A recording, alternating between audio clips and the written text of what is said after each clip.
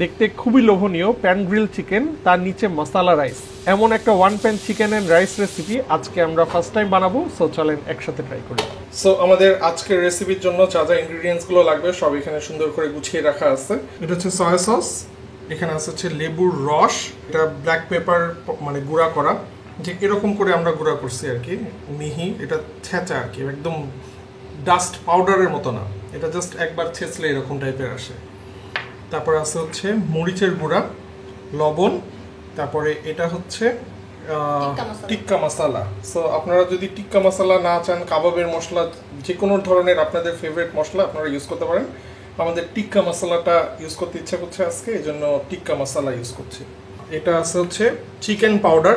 আপনাদের বাসায় যদি চিকেন পাউডার না থাকে তাহলে হচ্ছে চিকেনের এরকম মানে কিউব কিউব ধরনের স্টক পাওয়া যায়, সো ওইগুলো আপনারা ইউজ করতে পারেন। এটা হচ্ছে গার্লিক পাউডার। আপনাদের বাসায় যদি গার্লিক পাউডার না থাকে তাহলে হচ্ছে এখানে রসুন আপনারা পেস্ট ইউজ করতে পারেন। আর এটা হচ্ছে onion powder. So onion powder বাসায় যদি না থাকে তাহলে পেঁয়াজ বাটা। সো এই দুইটার অল্টারনেটিভ হচ্ছে পেঁয়াজ বাটা আর রসুন বাটা আর কি। তো আমরা এখন চিকেনটাকে ম্যারিনেট করে কিছুক্ষণ রেখে দেবো, তাই না ইপসা? যাতে মশলাগুলো চিকেনের ভিতরে ঢুকে যায়। তো এটা ওভারনাইট যদি আপনারা ম্যারিনেট করে রাখেন সেক্ষেত্রে আরও ভালো হবে। আর যদি আপনারা ওভারনাইট না করেন তা মিনিমাম 6 ঘন্টা মতো আপনাদের ম্যারিনেট করে রাখলে সবচেয়ে বেস্ট, তাই না ইপসা? সুন্দর।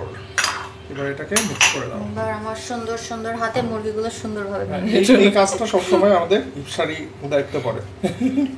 এখানে আমরা মোটামুটি 1 কেজি মতো ওয়েটের চিকেন ইউজ করছি। 1 কেজি 200 গ্রাম বা 300 গ্রাম মতো আছে এখানে। সো আমরা leg and Thai piece use করতেছি, আপনারা চাইলে ব্রেস্ট পিসও ইউজ করতে পারেন বা আস্ত মুরগিও ইউজ করতে পারেন, আমাদের দুজনের পিস পছন্দ। আর আমরা এটা বয়লার চিকেন এবং স্কিন অন রাখছি। স্কিন অন রাখলে এই জিনিসটা খাইতে ভালো লাগবে, তাই না ইপসা? यस, ম্যারিনেট হয়ে গেছে। ম্যারিনেট মোটামুটি হয়ে গেছে। চলো এটাকে আমরা এখন ফ্রিজের ভিতরে নরমাল ফ্রিজে রেখে দিতে হবে।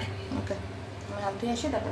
তো বন্ধুরা, আমরা আরেকটা জিনিস দিতে ভুলে দিতেছি, এটা একটু অল্প পরিমাণের অয়েল আমরা এটা দিয়ে রাখবো, নাহলে শুষ্ক হয়ে যাবে জিনিসটা। এবার আরেকটু মাখায় দাও ইপসা। সরি, ইপসা হাত দিয়ে আসছে। আর তো আমরা এখন এটাকে ম্যারিনেট করে ফ্রিজে রেখে দেবো 6 ঘন্টা মিনিমাম আপনারা রাখবেন। আর ওভারনাইট যদি আপনারা রাখতে পারেন তাহলে আরও ভালো আর কি। সো চলেন এটাকে এখন ফ্রিজে রাখতে চাই।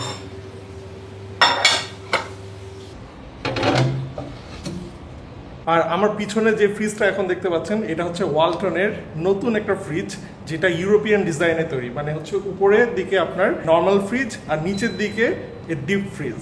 সো নর্মালি আমরা কিন্তু নর্মাল ফ্রিজে বেশি অ্যাক্সেস করি আর কি। তো এই জন্য এই ডিজাইনটা এমনভাবে করা যাতে আপনার নিচু হয়ে নর্মাল ফ্রিজ থেকে জিনিসগুলো বারবার বের করে নিয়ে আসা না লাগে। আরেকটা মজার ব্যাপার হচ্ছে আপনারা চাইলে এটাকে সম্পূর্ণটা নর্মাল ফ্রিজে কনভার্ট করে ফেলতে পারেন আর কি। সো এই ফ্রিজের কিছু ইউনিক ফিচার আছে, আমি একটু আপনাদেরকে দেখাই দিই।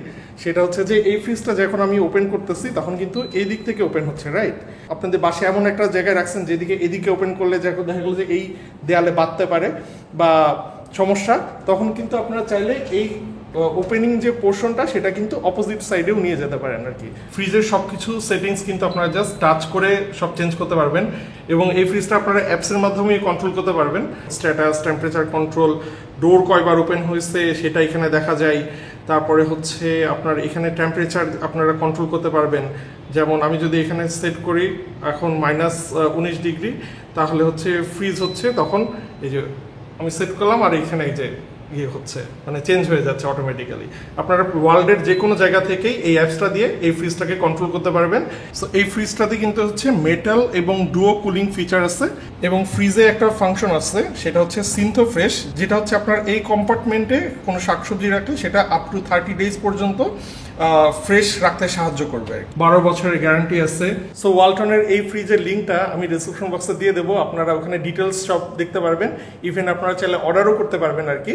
তো যাই হোক, আমরা এখন ওয়েট করি ম্যারিনেটটা হোক ওভারনাইট, যখন কুক করব তখন আবার দেখাচ্ছে। মেনলি রাইসের জন্য কিছু জিনিস আমরা এখানে রেখে দিছি। আর এখন এটার কী অবস্থা দেখি। এই যে ম্যারিনেটেড চিকেনটাও এখানে আছে, ঠান্ডা অবস্থায় আছে। এটা একটু নর্মাল টেম্পারেচারে আসতে থাকুক, ততক্ষণ চলেন। এটা 30 মিনিটের জন্য ভিজায় রাখতে হবে। তো এখানে হচ্ছে আমরা বাসমতি চাল নিচ্ছি, আপনারা চাইলে নর্মাল চালও ইউজ করতে পারেন, বাট বাসমতি চালটা ইউজ করতেছি যাতে ঝরঝরাটা সুন্দর হয়, তাই না আয়েশা? সো চালটাকে প্রথমে আমরা ধুয়ে নেব যতক্ষণ না পর্যন্ত চালের ঘোলা পানিটা চলে না যায়, মানে স্টার্চগুলো যাতে বের হয়ে যায়, আর তারপরে চালটাকে 30 মিনিটের জন্য আমরা ভেজায় রাখবো। এখন এটাকে আমরা হচ্ছে গ্রিল করবো আর কি। সো চামড়াগুলো আমরা শার্ট করে দিচ্ছি যাতে, এবং স্কিনের সাইডটা আগে প্রথমে নিচের দিকে দিব, আচ্ছা এভাবে।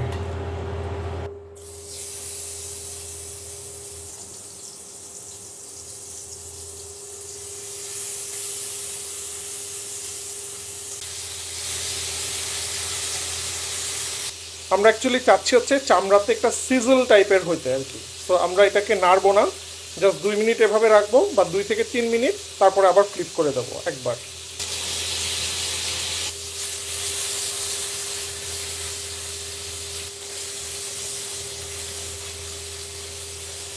এই দেখো, দেখছো চামড়াটা সুন্দর একটা কালার আসছে না? এটাই আমরা চাচ্ছি আর কি। 2 মিনিট হয়ে গেছে, এখন আমরা জাস্ট চিকেনগুলোকে উঠায় রাখতেছি। একটু আঁচ বেশি ছিল, এই জন্য দেখেন পুড়ে গেছে। এটা ইলেকট্রিক চুলা তো, সো এই জন্য হিটটা কন্ট্রোল ঠিক মতো প্রপারলি করা যায় না। এই জন্য আমরা জাস্ট পানি দেবো, এর ভিতরে পানি দাও, এটা জাস্ট আমরা একটু ফেলাই দিচ্ছি। নর্মালি এইটা যদি আপনারা চুলায় করেন তাহলে মিডিয়াম হিটে করবেন, যাতে হচ্ছে এরকম পুড়ে না যায়। আমরা জাস্ট ওই পানিটা ফেলাই দিচ্ছি, দিয়ে পেঁয়াজ দিয়ে দিলাম, আর তেল দিয়ে দাও একটু। ওকে, পেঁয়াজটা আমরা বেশিক্ষণ ভাজবো না, গার্লিক দিয়ে দেব। এটাকে অল্প একটু ভেজে নিয়েই যে লিকুইডটা ছিল মেরিনেট করার মাংসের, সেটা দিয়ে দেব।